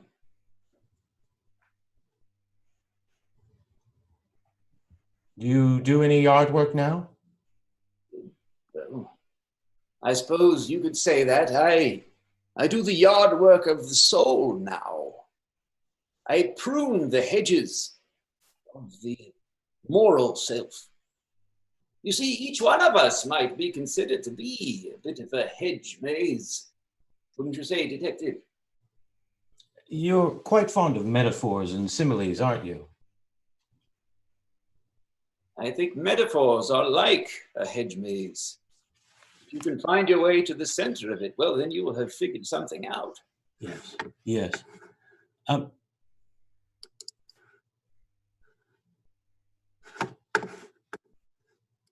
You seem distracted, Detective. Yes. Are you feeling all right? No, I was just... Feeling for a moment that you couldn't find yourself. I was lost in thought. And what was it that you were thinking of? I was just imagining why a man such as you, who deals in such metaphors and deals in such similes, could have such actual things like leaves on your vestments. Well, yes, I suppose. You don't mind if I take that, do you? The leaves of the vestment? The leaves. It must have been when I was out communing with nature. Freshly cut. Yes. I'd like to think that we're all freshly cut in one way or another, or soon to be freshly cut by the Lord's hand. We have to be ready for it, don't we? What was your last interaction with the deceased? Lord Rutherford. Yes, sir. My last interaction with him. Well, it was in the middle of the day yesterday. He came here to speak with me. I was polishing the pews. We used to have a full staff of altar boys, but financially, Yes. the Rutherfords are not doing well. So I've had to let go of all the altar boys. That's what I've heard. Have you? Yes. Collins told me. Collins, don't believe a word Collins says. Don't believe a word of it, Detective. I see. That's my advice to you. I see. Anyways, it was midday. I was here polishing the pews and erasing all of the naughty words that people had written into the margins of the Bibles. And in he walked. He had an odd look on his face. It was pensive, but determined. Determined, yet open. And then he said a curious thing to me. Do you think grass has a soul, Father? Do I think grass has a soul? Yes. And that when it's trimmed, we're actually cutting its soul off. That's an interesting question, Lord Weatherford. Yes. Something I've been pondering. Whether or not grass has a soul. Yes. Well, I should think that you should be looking after your own soul, sir. I thought that's why we hired you to be the family priest, Father. You see, Detective, he was given for a clever repartee when he wasn't drunk and insulting. He was drunk and insulting to you too, as well. Oh, I should say so. I want to apologize, Father. The last time I was in Mass, I was very drunk, and I'm afraid I was a bit insulting to you. Yes, you did interrupt me in the middle of the Mass. Yes. I think I called you a foul git that shouldn't have ever been flagellated. Yes, it's true. He called me a foul git, Detective, that should never have been flagellated. Foul git. That should never have been flagellated. And then he went on. He gave an enumerated list of all the insults that he had thrown at my feet while I was in the middle of my homily. Yes, I think during the middle of the Psalms reading, I actually called you a snot-filled, poker-faced rat dog. Rat dog, a snot-faced, poker-faced rat dog, or something like that, Detective. Yeah, something like that. I can't remember exactly, but I do remember snot-faced and rat dog were in there. Yes. Then, Detective, he recited the coup de grace, the icing on the cake, the cherry on top. Yes, but it was when you were reading Exodus. That was when I really, I think the alcohol hit me when I let loose and called you a llama-breath dragger of other people's shoes through dirty ponds. A llama-breath dragger of other people's shoes through dirty ponds. Well, that was respectable. For a man who loves metaphors, as we have discussed. I appreciated the artistry. It was off-putting in the middle of my sermon, though. Yes, and I should never have said that during your sermon, which is why I've come to make peace, Father. That's why I was wondering whether grass had souls or not. For if grass has souls, then the greatest among us have souls. For as it saith in Lord's 3, verses 12 through 12, thou shalt have nothing less than what the greatest of thee shalt have. Dear uncle. Yes, Constance. What is it? Excuse me for interrupting this interrogation. Yes, no, it's fine. Everyone's meeting in the parlor to talk about the murder, and I said that I'd look for you. Yes, well, Father. Constance. Yes. Could I have a word with you? I'm sorry, Father Montgomery. Could I have a word with Constance? Certainly. I'll go into my chambers, just back here. Very good. What is it, Uncle? Well, I wanted to ask you, Constance. Yes. Who do you think did it? Got many suspects. Yes. And they all have a reason to do it. That Waterford, he even likes to change his own name. And he has called everyone nasty, nasty names, like a incontinent, hell-governed dullard is one of the things I heard. Yes, of course. So I think what's yours? Who do you think did it? I love playing this game with you. I don't think anyone kills anyone else just for calling them names. Do you? Oh, yes, I do. You do? Yes, I remember long ago. I read it in the paper. A man was in a pub and another man called him a hell-governed geck. And he pushed him off his stool and it killed him. So it can happen, right? It can happen. Excuse me, Constance, detective, it's me, the groundskeeper Grumley. Everyone is assembled in the smoking room. Very well. We're starting to fight among ourselves. Oh, yes. Come. I'll race you there. I'll race you there. I'll race you there. Ha ha. Ha ha.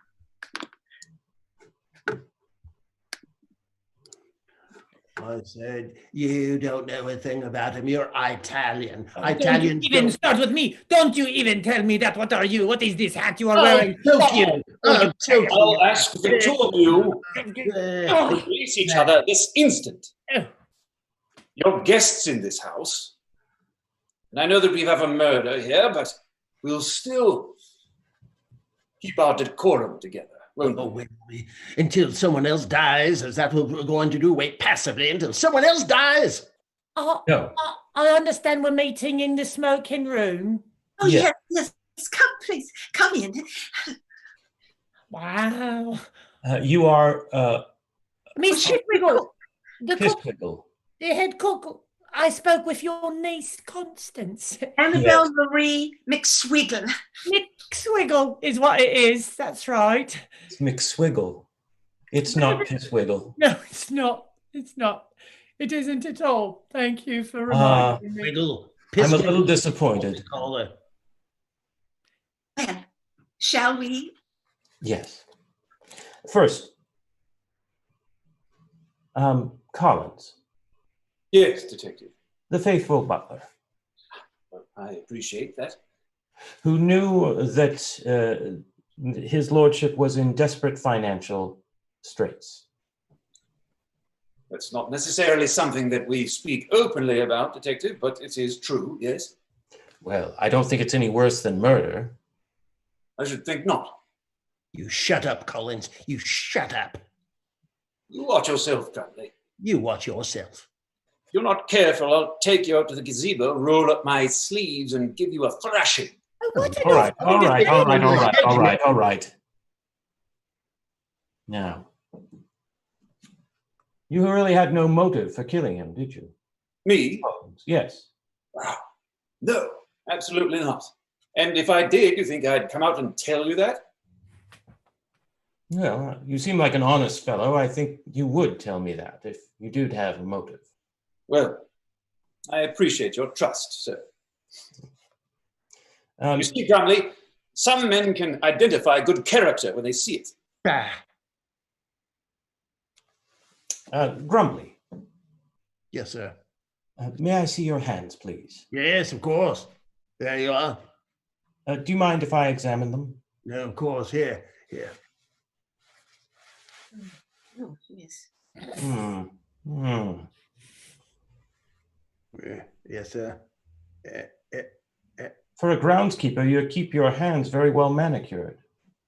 Well, I mostly work with the other one, sir. Look at the other one. Yes.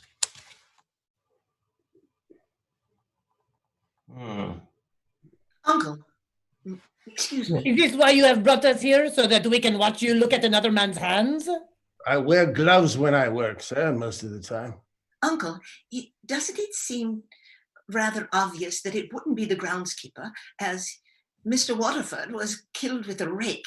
And why would someone kill someone with a tool that they use commonly every day? That is precisely why I have you with me, Constance. Well, Brilliant. Yes, of course. The groundskeeper could not have killed. I think that gentleman Luigi over there in the corner, he's hiding. I can see him. you come here, you, Luigi. Nah, leave me alone. Yeah, I said you come here. No, I'm just fine sitting over here. I'm come over. Luigi, please, if you would come over here. Luigi, come here. I need you. Stop hiding like that. We can all see you. See, I'm coming. See, here I am. Oh, my darling, what a terrible thing. It is so terrible. We were in the Are middle it- of making love when we were called here. We will. And that's exactly why you would be a prime suspect, because your Francesca is her name, correct? Well, if she's pregnant, I went through your notes, Uncle. If she's pregnant, then wouldn't you be jealous? And wouldn't you, as we know Italians would like to do, is take a rake to someone? Yeah. Well, it is possible, of course, but also sometimes people like me, artistic people, me and my darling, we don't care. We are not jealous people. Isn't that right, darling? That is. I love your face. What? I love your face, darling. That's not what you look like. Kiss They're, me. they're so in love. Now. Stop it. Luigi. They weren't the murderers, were they, Uncle? No, even though Luigi was unable to produce for me a train ticket. I did a bit of research. He did not produce a son or a daughter for his lovely Francesca, did he? What an awful joke. Sorry, I had to make it. No, it was not Luigi. Yeah. Francesca, I thought for some time it might be you. Oh. You are fiery after all. See. And you could, in a fit of rage, have picked up a rake and killed him. I could have, but I did not. No, you didn't, because you actually loved him. So much. I loved him. I truly did. There's something about that Englishman that just had my heart. I'm sorry, Luigi. Can he kiss you like I can? Can he what? Kiss you like I can. No. Kissing was not the good part.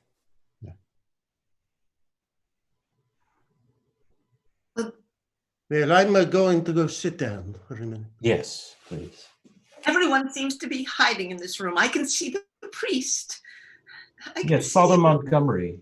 Father Montgomery. Stop hiding, Father Montgomery. You don't look like one of the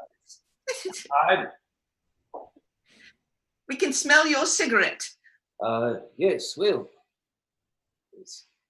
doing what one should do in the smoking room, wasn't I? Father Montgomery, Yes, Detective. I believe I've eliminated all of the other suspects. Have you? Oh, that's great news then. That's lovely. So happy to hear it. I'll go back to the kitchen then. Actually, Stop. there was one other person I hadn't eliminated. Thank you, Father Montgomery. You're far too old to wield a rake in a deadly manner. I appreciate that. Thank you, Detective.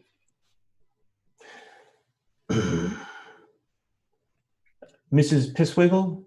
It's Mixwiggle? It's Mixwiggle. Pisswiggle. We Annabelle- call her Pisswiggle. Annabelle Marie. People call her Pisswiggle. Some It's people because do. of what happened one year Christmas. We don't have to go into it. We, We are- want to hear. We want to hear.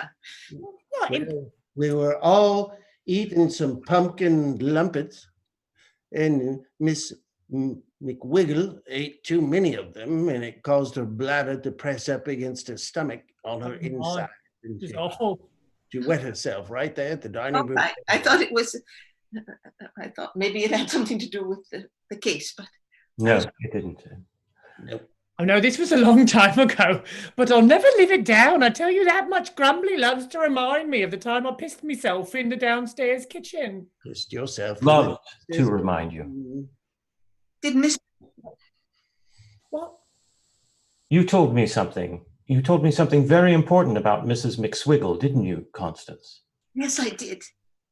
That she interpreted his dream and told them that the end of the dream represented that he would be dead soon, or something to that effect.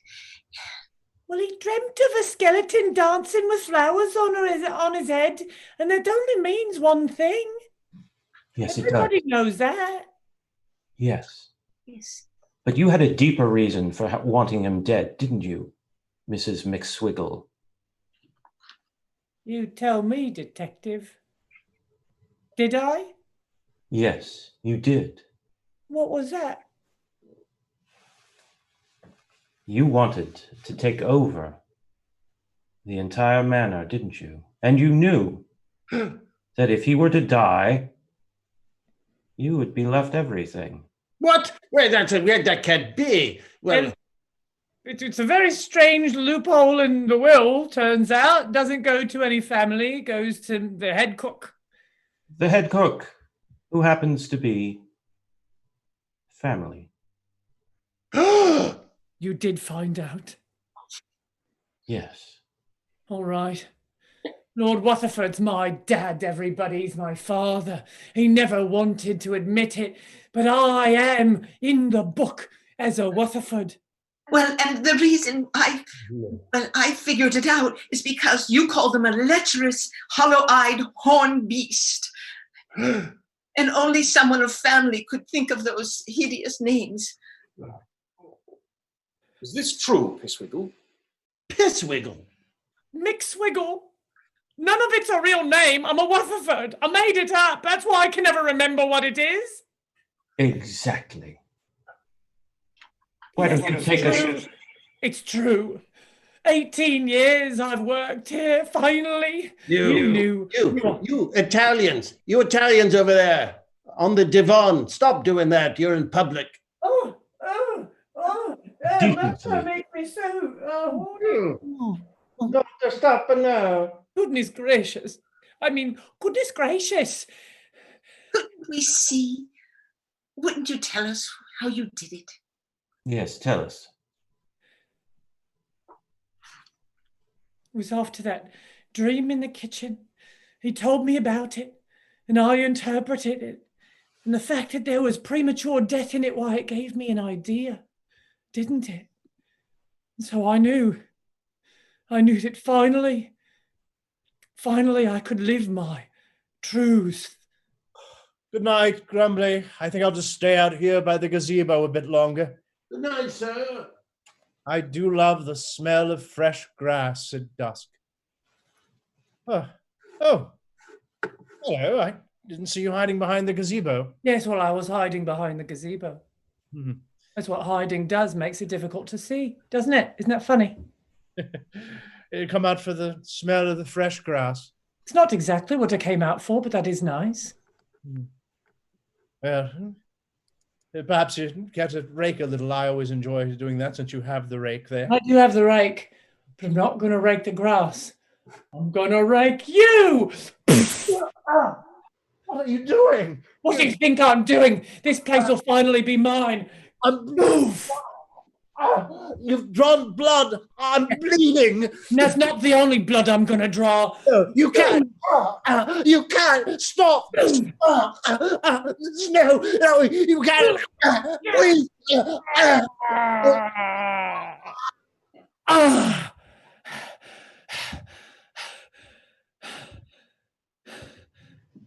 Oh, I liked you so much.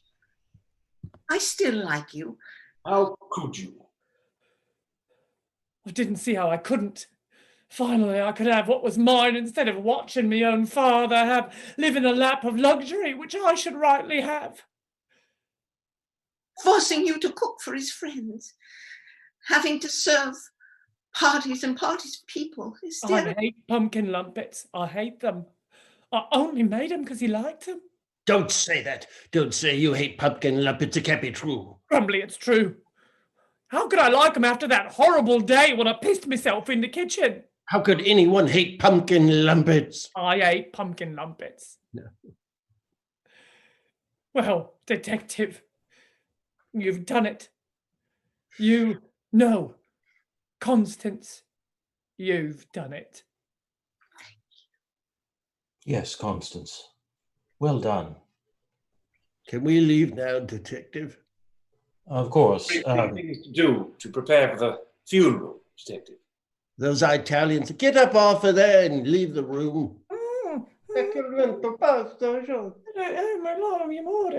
Goodbye. Uncle, now who do you think the estate will go to? Well, he had one other heir who is not yet here. Oh, that's right. Francesca's unborn child. Unborn child. The estate is going to go to an unborn child. What a Exactly. strange ending. Yes, I suppose we'll all leave and leave you two together to finalize everything. Yes. Goodbye. Let me go collect my things, detective. The constable will be by presently. I'll go without a fight. Thank you.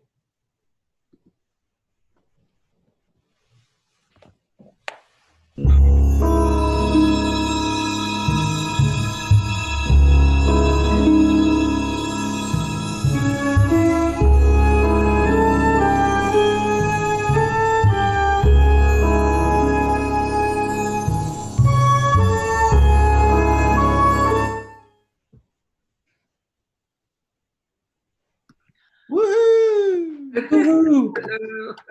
Easy as cake. Hey, everybody.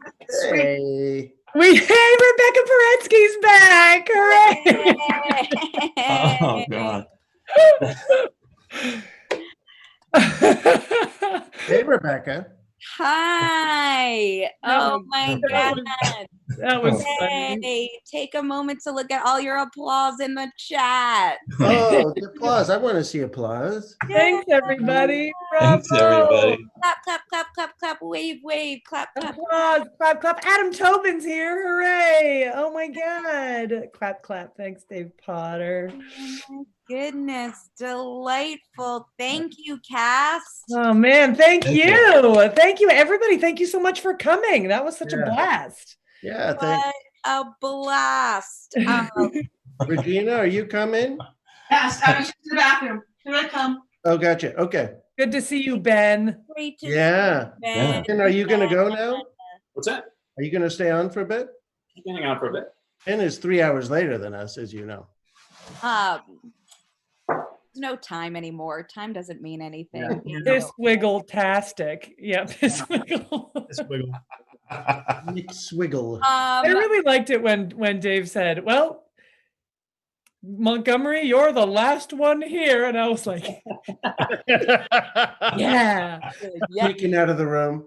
Dave, did that change who the killer was? Yeah. Because it was going to be Montgomery, I'm sure. Yeah. Oh, somebody wanted the donation link, Hillary. Oh yeah, Hillary, and I can grab it too and type it into chat. Cass, thank you so much. Are you good to like hang out for a little bit and do like a little Q&A? Yeah, totally. Talk back Q&A.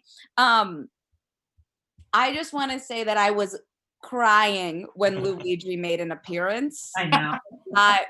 Legit tears. Yeah. Oh, God. What a bad wig, huh? And the mustache, Tim. Okay. Yeah, the mustache And the wig. Yeah. Also, when you came back, when you like hastily changed and came back and your mustache was like hanging off of your face. I'm using double-sided tape instead of spirit gum because spirit gum, takes too long. It And the was double-sided tape just doesn't work very well. Tim, never stop wearing that wig and mustache is my personal request. You want me to wear it all the time? Please. Yeah. Straw hats and like mod wigs are definitely your look, Tim. Lisa's dancing. Ken's insults people in chat are saying. Yeah, just some of the delightful things. So we have there's almost 200 participants, but Zoom counts like single logins as participants, and I imagine there are at least for some folks there are 2 or 3 or 4 folks watching from, and there's folks watching on Facebook, and people are streaming on Facebook, and people are watching on YouTube. Yes, thank you, Thomas. Facebook and YouTube, awesome. We also have keep doing it. So this is the second time you all, well, Ben, this was obviously your first virtual murder mystery. Yes. Steve, Reg, Lisa, Ken, Tim, you all did this before, yes? Yeah. So what did you learn the first time that you incorporated this time, or how was it different? Yeah, Tim. Well, we did work on some things in between, like handling objects and the way we touch each other and do split focus. But I don't know if it worked any better. I mean, it's still difficult to do everything. Yeah. We practiced kissing. We were like, we had a funny workout. We were like, where does your face need to be? And when the lips get too close, it looks kind of weird. And it's really funny. Who's choosing the backgrounds? So sometimes we would get a hint about where we were going next. We choose our own backgrounds. We do it, right? We select it, but we try to listen for hints that are in the current scene about what scene is coming next and where, so that we can go there. And we also have a chat thread, like a text thread happening. So there was a time when I texted the group and said, Regina, downstairs kitchen, because I had a hit for that cook character. And so she met me down there. And then immediately after, we were in the upstairs hallway for the dancing Franco-Italian. But because that was the hint in the scene previous. So I put together a folder of about, I think there's 46 photos, and divided between upstairs rooms, downstairs rooms, and exteriors. And we all have all 46 of the same photos. And there's an A and B for each one. That's the other thing that's different from last week, is instead of having the same view, we tried to have different views. So like if you look at Ben and Regina right now, they're both in the smoking room, but 2 different views of the room. I noticed that. That's very cool. And I didn't see last week's show, i.e. 3,000 years ago. I didn't see that show, but yeah, that was a very cool element. People are saying in chat, the backgrounds really help. The scene transitions were more smooth this week.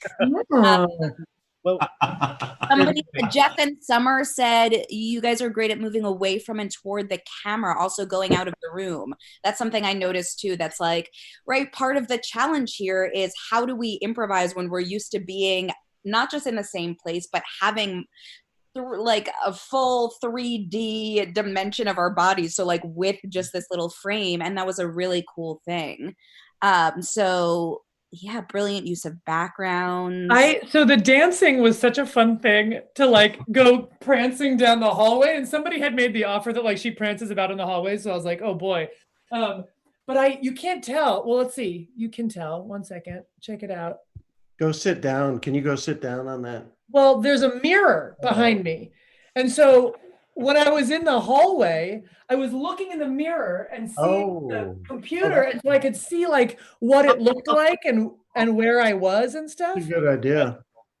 Which was not intentional, but it worked out that way. And it was like, yeah, it was super fun. I was like, oh, this is great.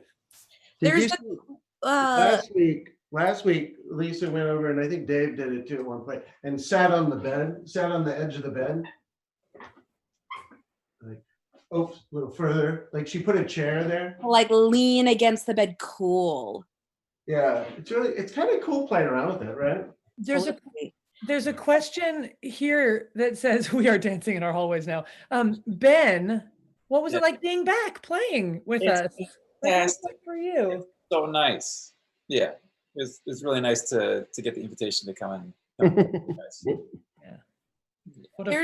There's a question from, I might be mispronouncing your name, I'm sorry, Patika, that says, how much plot planning did the cast do before the show? It's so well done. I'm really surprised to imagine if there's any improvisation at all. It's all improvised. No plot planning.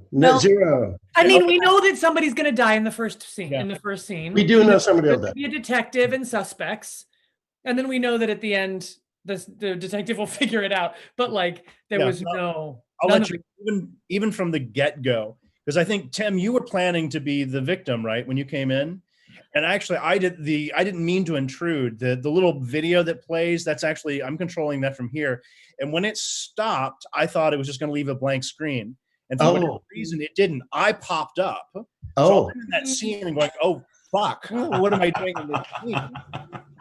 And then Tim said, well, bye. And I was like, okay, well, now I'm the victim. And so it happened that fast. I can totally tell that you did not mean to be there. That was fun. Yeah. I also noticed, Regina, I wanted to ask you that moment of navigating how you became the detective's niece, assistant. Like, what was that process? Like, what happened for you? I thought I was going to be the detective. And I don't know, I popped up and there was, Dave was there. Somebody else was there too. Oh, right. We had the victim show up, 2 people, and we had 2 people show up to be the detective as well. Yeah, that should tell you we didn't do any plot. Yeah. I would have played other characters, but I was like, okay, well, I guess I'm the niece of the detective now. At one point, I saw Regina. She was walking through the house with a robe on and a hair thing, and I was like, what are you doing? And she's like, oh, I'm going to play a character wearing these things. I'm like, oh, okay. Him and Regina live in the same place. We live in the same house. Don't know that. Yes. For those of you who are shocked by that.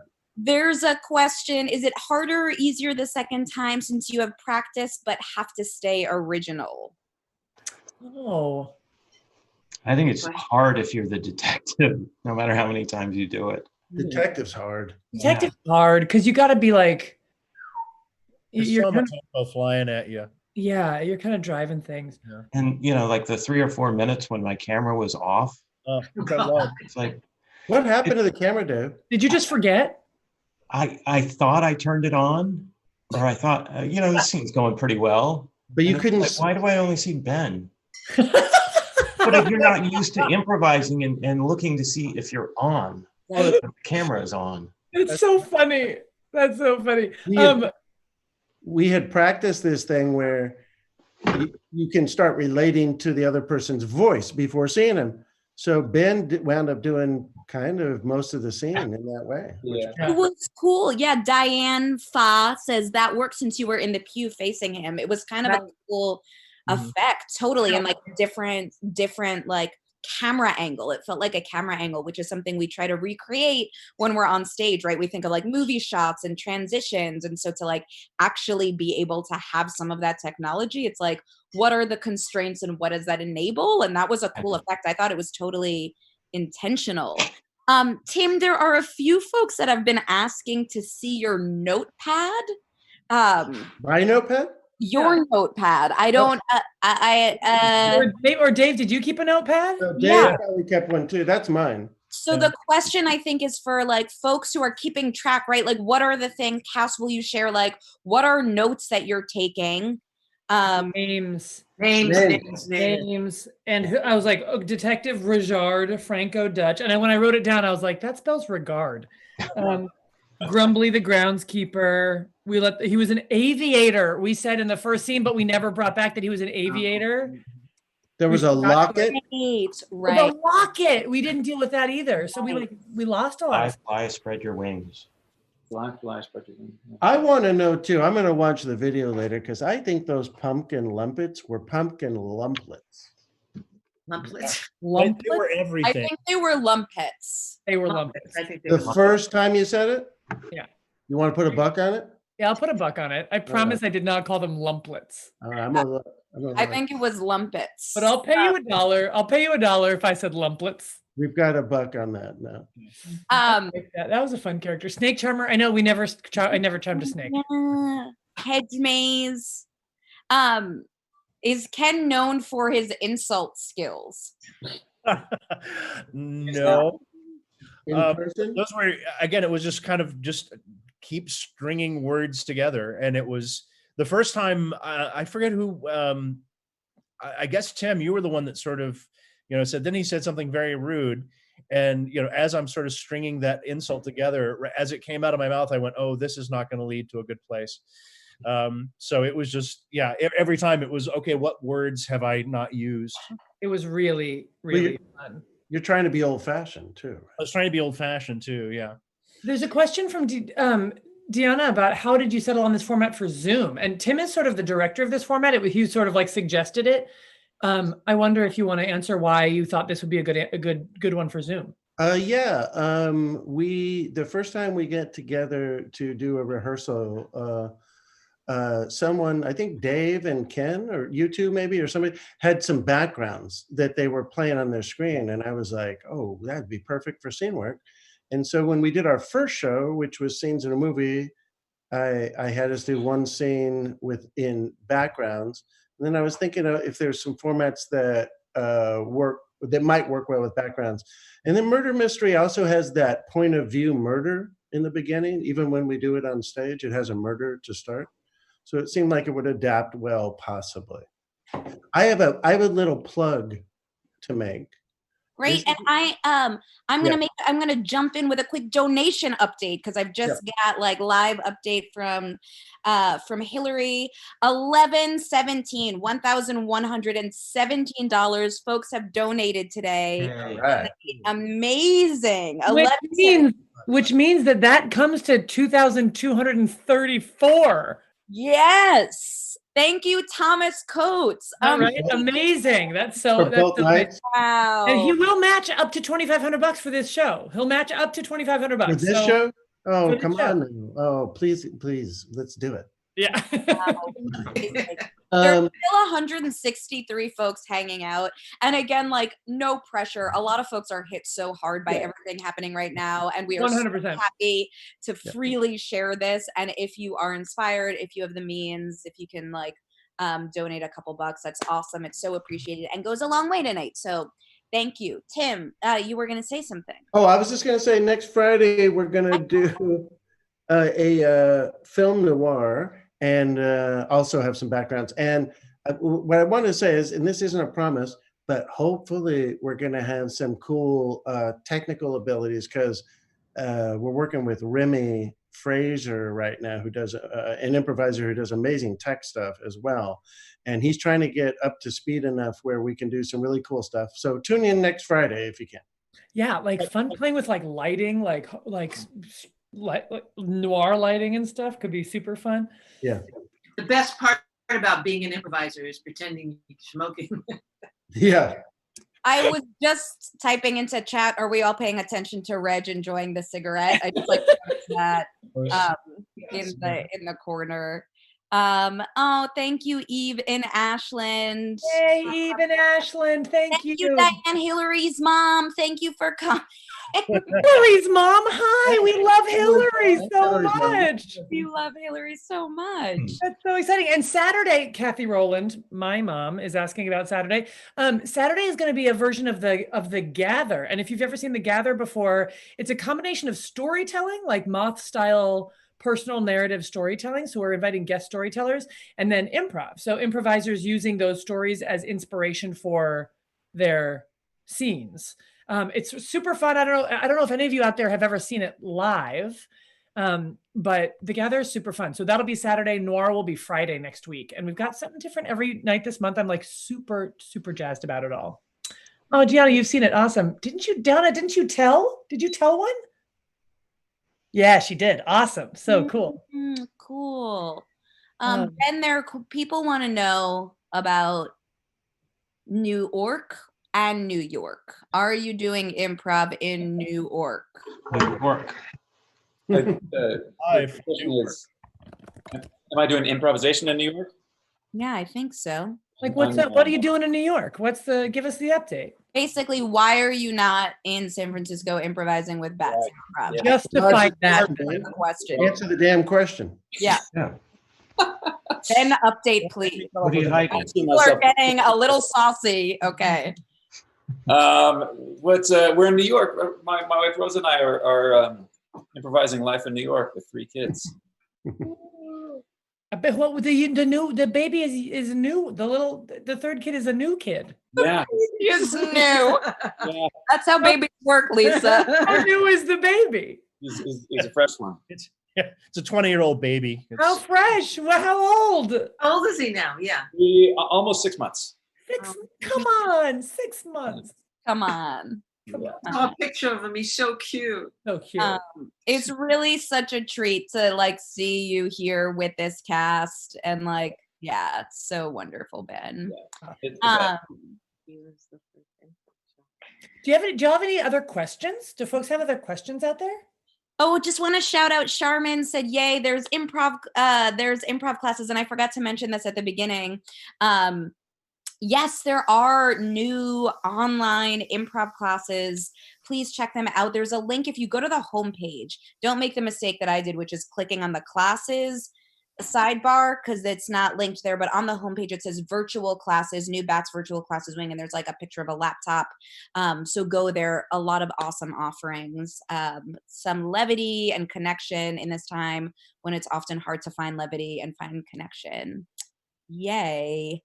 So much fun with Zooming. Improvisers can work with each other from anywhere. Yes, totally. Kids classes too, Judy. Yes, please. If you're like, I am done homeschooling, I have nothing left to do, we can help you marginally with improv classes. Yeah, we have corporate training for teams virtually also, yeah. Yeah, and classes for parents. Yeah, other questions for the cast about the show tonight, about... Ben, your metaphors are getting a lot of love. People are really loving your metaphors. Yeah. Good metaphor. They want insights. A metaphor insights is into your metaphor creation. Metaphors are like metaphors are and your facial expressions and smiles. There's a lot of Ben. I think if you just say things confidently, then other people will provide their own meaning. Yeah. Right. Did you see earlier that someone asked for a pumpkin lumpet recipe? I think Hannah provided one. She's our English cooking expert. You did? Is that correct, Hannah? Hannah, So she grew up eating pumpkin lumpets. Of course, they're traditional. What do y'all think a pumpkin lumpet? What do you guys think a pumpkin lumpet is? I want one. Like a little pastry. Pumpkin. Yeah. It's like it's mainly made with pumpkin. Yeah. It has a scoop of vanilla, pure vanilla. Vanilla what? He's going all night. He can't keep track of measurements accurately. He's a wheelbarrow of salt. cut him some slack. It's more like a pastry fried dumpling. Like a lumpy crumpet. Yeah. A wet scone. Stuffed with pumpkin. I think there's pumpkin filling. Hannah has confirmed that they actually are originally Cornish and occasionally do contain turnips. Yeah, you could use turnips too. Yeah. Somebody said, I'm chillaxing on the couch after this great show, not near my credit card. Can I donate later? Yeah. Yes. Those are my cousins, John and Karen, unless it's a different John and Karen. John But I and think it's my Karen. cousin, John Karen and with Karen. a C? With a C. John and Karen with a C. They can Dave- donate Dave, any. that was creepy. Just coming in. Oh, with someone says the Franco-Dutch pumpkin lumpy has a scoop of vanilla on it. Pumpkin lumpy. Sorry Yeah. for laughing. They go heavy on the paprika with the Franco. Lump it. Yeah, Karen. Amazing. 1330 is where we're at. $1,330. You amazing audience members. 2660. I'm really into the math in Did this. someone want us to talk about the show as players? Did I hear that? Oh, well, yeah, last night. I think One thing was Janet Laura was hanging out after the show, and she was like, "Oh, it'd be fun to hear you talk about the show, like how you thought it went, and like as sort of like as a cast, what worked or what didn't, or what was hard or whatever." Thank you, Amanda. Thank you for watching. Yeah, so we could do some of that if y'all want to sort of hear that. Will tonight's show be on the website? It will be on the website. It's actually probably posted there Right now. Like it'll be posted there immediately. How is it 9:30? It'll be on the Facebook page because we recorded. I'm not sure if it'll be on the website. Thank you. That's what On the Facebook page. Thank you for that. Great. So Reg aligned with your questions. I think folks are interested. Saying please do a green room post-mortem. What you learned from doing tonight's show. Jeff and Summer, thank you for coming again. See you next Friday. Thank you guys. Hey, Jeff and Summer. Yeah, so I think people would love to hear, like, from inside, what was your experience, what you learned. Yeah. What really made us laugh? I was laughing all night, man. Yeah. What do you guys think? What happened? What was your impression? I think it's a little difficult to do this format in an hour. It seemed like both shows were about 70 minutes. The flashbacks and the get together at the end, it adds up. I don't know. We could do an hour, I guess, but we'd have to practice it a little bit. I always feel like the live version, the 2 acts, even that, I always walk away from it feeling like there's so much more story that we didn't get into. So like to try to fit into 60 minutes, have that feeling of kind of like, oh, I want to know more about X, Y, and Z. Yeah. There's also the possibility when we are in person that we can play pairs of characters who are being interviewed, like a brother and sister pair or like a husband-wife pair. We did a little bit with Luigi and Francesca, but it's a little bit harder just because of the technical bits of the sound, like how the sound works. So, but I have to say also, one of the things that I find very distracting about this is that it's so easy to focus, like the chat is like really distracting. And when I'm not on stage, I'm like, oh, what are they saying? Like, how is it going? And so that part, I like, not only is it distracting problematically, but I'm really drawn to it. Like, I really like knowing what. Oh, that's Really, fine. that's strange, Lisa. I wouldn't have guessed that about you, but Weird, right? I guess we're still getting to know each other. But you have it closed, right? You're just seeing the pop-up? You know what I do is I put it on the side of the window and then I move the window so it's off my screen, because if I see it pop up, I'll read it. But if I move it so it's like part of the window is just not even on my screen. But if I know it's there, then as soon as I'm off stage, I'm like, how'd they like it? Like what they say. I mean, it's really awful. Yeah. So Tim, there was a moment like right in the beginning when you and Ken both appeared. I think it was before. I think Ken showed up and then you left. But then you started talking and you were like, you were by yourself and you said something like, oh, Lord Weatherford, it's you. Yes. I was like, did he just solve the murder? I know. Right. Like it was you were wondering. Get longer. Don't solve the murder right when the show. Short murder mystery. Yes. A couple questions that came up in chat in regarding to the show. Were there any backgrounds you wanted to use but didn't get to? Well, we have a lot of backgrounds and A lot of fun ones. bunch of them we didn't use. The trophy room is pretty good. Tennis. I wanted two people to be. We have tennis. I'm going to put it up. I wanted. Oh, we did use tennis, but we weren't playing tennis. We didn't use tennis, did We we? didn't use tennis. We didn't. Chess. Oh, we used it. We used it. Yeah. So there's tennis, and we wanted to maybe pretend to be playing while we had a scene. We talked about the outdoor. So John Remack had that idea to have a few places where there's an activity going on, which I really like that idea. It's a cool idea. Oh my gosh! Can I just say? Oh, Eeyore, this is maybe your sister, Tim. It's my sister. Such a great thing to do during these very strange times. You guys are bringing a lot of joy and entertainment into some slightly dull evenings. Thanks for figuring out how to do it. I think if and when life gets back to normal, you should keep doing online shows. They're just too fun. There is something cool about. Anyway, I just wanted to share that. I saw it and I have no filter. So My sister, hot dog. And Tim is petting his horse. Sorry, I interrupted. That works. That's like strangely effective. Yeah, here, have some sugar. Oh my God. Really, really delightful. Worldwide. Part of Rebecca, part of what I always am proud of BATS for is our tradition is that we don't always succeed, but we try to do a good job of establishing locations in our shows and playing within them. So the audience sees it and we see it and it comes to life that way, the different locations. We don't just stand there and talk.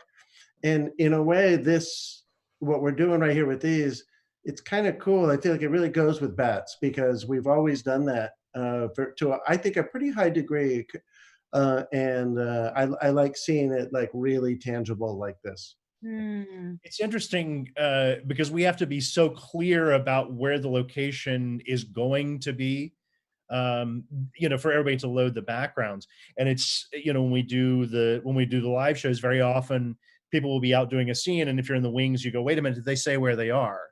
So it is it's bringing this, the same focus of clarity that we have, but bringing it to a different medium in a different use.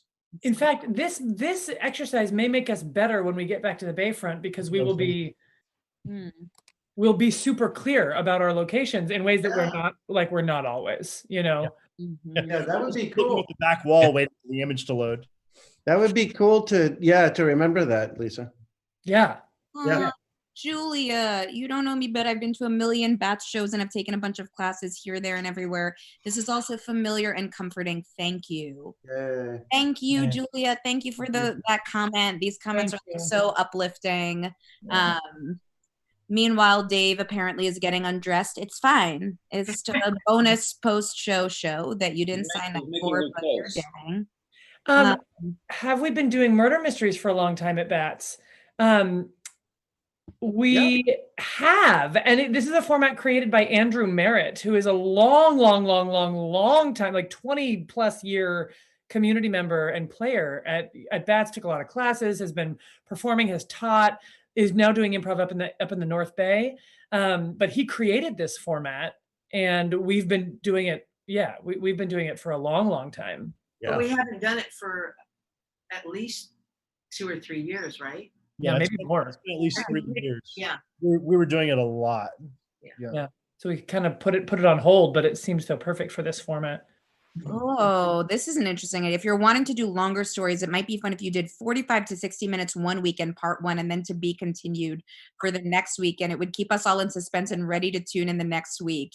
What a great idea. Amazing, John and Karen. That reminds me, a few years ago, Dave directed a zombie serial show, which maybe feels like too close to home right now in this apocalyptic moment. But there was a similar idea, right, of like continuing, all improvised, but like building on a meta story every week, chapter stories. Yeah. A couple folks were oh, Julie, thank you. A couple folks were clamoring for a little bit more kind of like post-mortem show conversation. If any of the cast wants to share about what your experience was like within the show, what felt like really inspiring, what felt like sticky moments, anything else about like when you do it next, what you might incorporate? I have some sticky moments. One is that I really wanted to play different characters, and I wasn't quite sure if I should stay the sidekick. So I left that scene, and then I thought, oh, just be happy just being that, right? Just do that. And the sticky thing for this format, I think, and it happens on stage too, is that the scenes are long. They're really long. I remember looking up and thinking, oh my God, what time is it? And we've only had like the murder in the first scene. So I was looking at the time, and I think there's I would love to see if we did it again, that challenge of trying to get some really short scenes in there.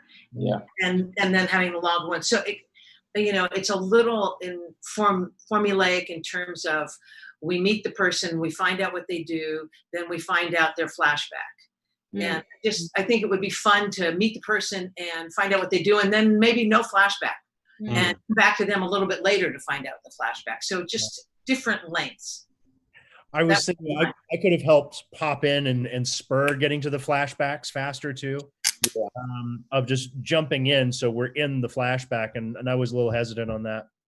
Right. Like the live shows where like we have so many other tools for editing and moving the narrative from place to place, and so I think the more we do it in this format, like the more familiar you get with the tool that you're using, and so that I think I agree, Regina. It's like figuring out how to make like more variety in scene length, how to make the transitions really fast. Yeah, playing around with ways to transition that aren't led by the detective, also because the detective has so much work to do to like get the motive from everybody and figure out where they're going next and like all the stuff that it would be nice to practice those. Like maybe we can start with audio before our camera comes on, and we can like play around with music or whatever. Those would be cool things to try. I'm really jonesing for music and sound effects. We're trying to get that going. It's a little complicated. There's some people in France doing a super cool show, but they're feeding their Zoom stuff to somebody, a tech person, who then is doing various things, including adding music in the moment, and then they're showing it on Twitch. I guess Twitch is a easier platform to add some of those kind of elements. So we'll see. Yeah, who knows? Maybe we'll wind up having a show on Twitch before our online shows are over. It's actually kind of, because we're doing this right now and it's streaming to Facebook and YouTube.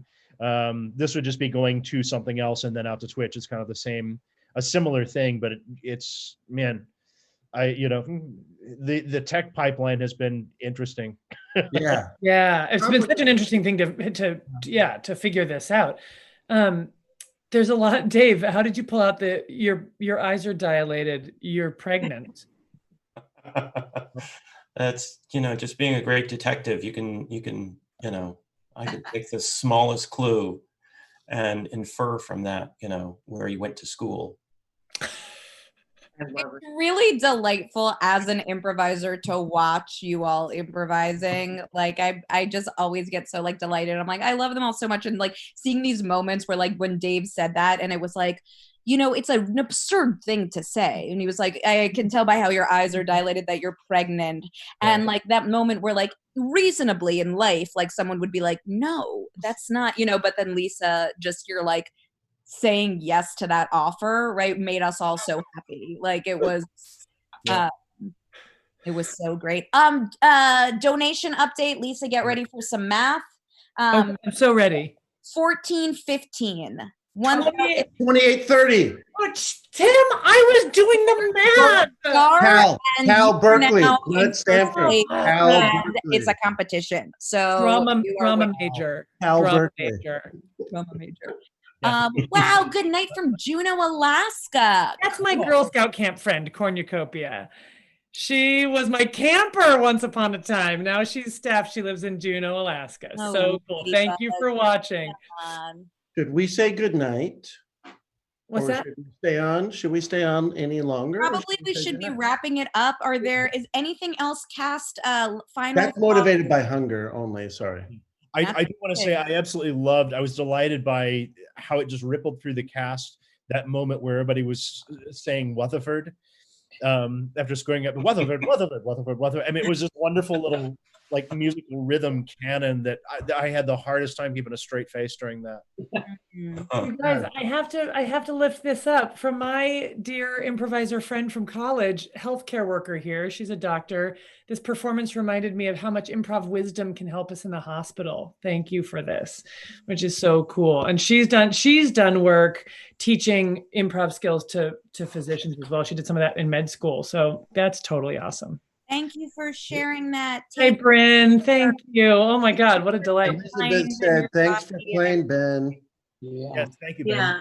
Yeah, thank you, Ben. Thank you, Ben. Thank you, Ben. So fun to play with you. Yeah. Final thoughts, favorite moments from the show tonight. There was a moment when I saw Lisa, as I was the detective, I was on screen, and I saw Lisa laughing at, I think it was Tim, and I was going to bust you, Lisa, and I thought, no, don't bust me.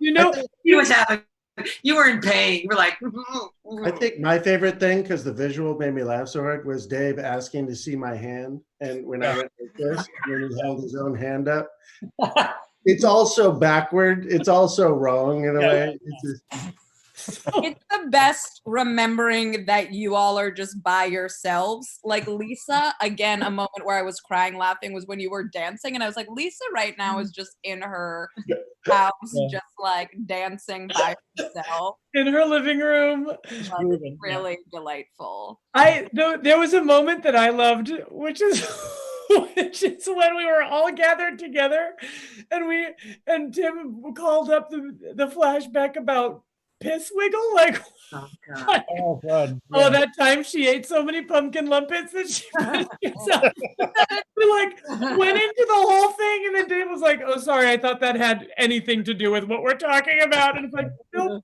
no, apparently not. It's completely irrelevant. anecdotal. All right, I'm calling it. All right.